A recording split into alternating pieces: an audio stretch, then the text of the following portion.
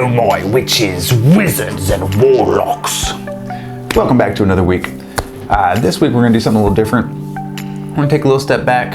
I feel it is important at times to take breaks or take a step back from whether it's your work, your passion, in my case, an obsession with miniatures, and do something different. This can help at the very least in avoiding you getting burnt out, or in some cases it gives you a fresh palette, lets you kind of reset and get a better look or view or perspective on whatever it is you were trying to do. So this week we're gonna make some drinking horns. I got some horns for dirt cheap, and we're gonna turn them into finished drinking horns. I have two unpolished, so we're gonna have to sand them down and polish them up, clean up some edges. And I have one polished one that we just need to clean the inside, and then we're gonna line them in beeswax. So yeah, let's get to it.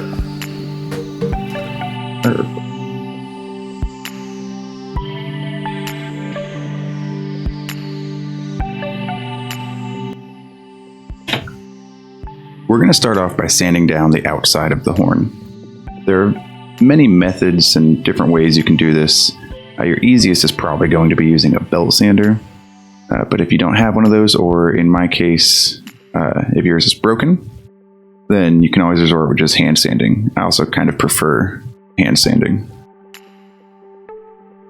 Lets you you get a better feel for areas that might need a little bit more attention.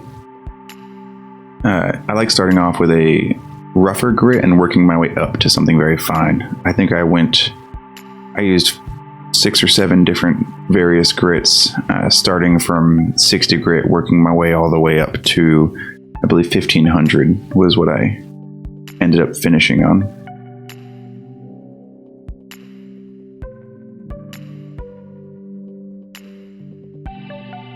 The main goal here is just don't rush, take your time, and pay attention to detail.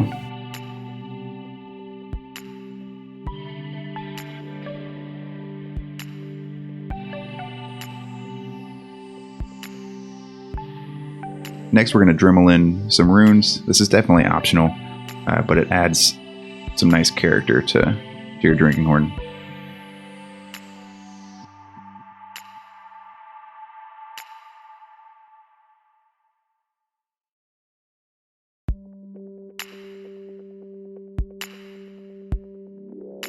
And then, most importantly, clean out the inside of your horn. This is going to vary depending on how well your horn was. The horn sheath that you obtain was cleaned previously. This could be as simple as just using soapy water like I'm doing here. I'll even leave mine sitting overnight. Sometimes it could take a couple days, couple weeks, or this can be as extensive depending on the severity of the smell, as needing to use pure grain alcohol or isopropyl alcohol and letting it again sit overnight or days or sometimes even weeks to eradicate the smell. But also if you're dipping it in beeswax, that tends to kind of hide the smell and cover it up. But I like to clean it just to be safe.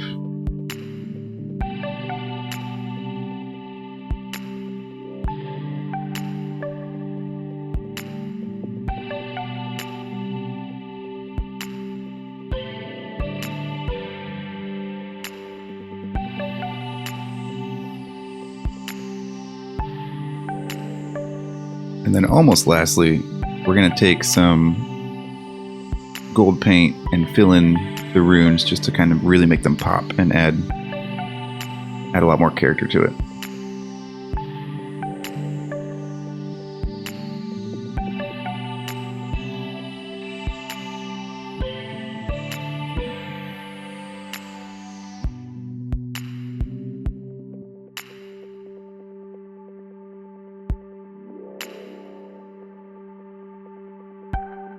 What's up, guys? So, I've got some good news and I've got some bad news. Bad news is I have to turn this video into a two-parter. Good news is I get to turn this video into a two-parter. kind of a win-win. This week was really busy, so I didn't have as much time to dedicate to the video as I would have liked. So I'm sadly gonna have to break it up and then finish it next week.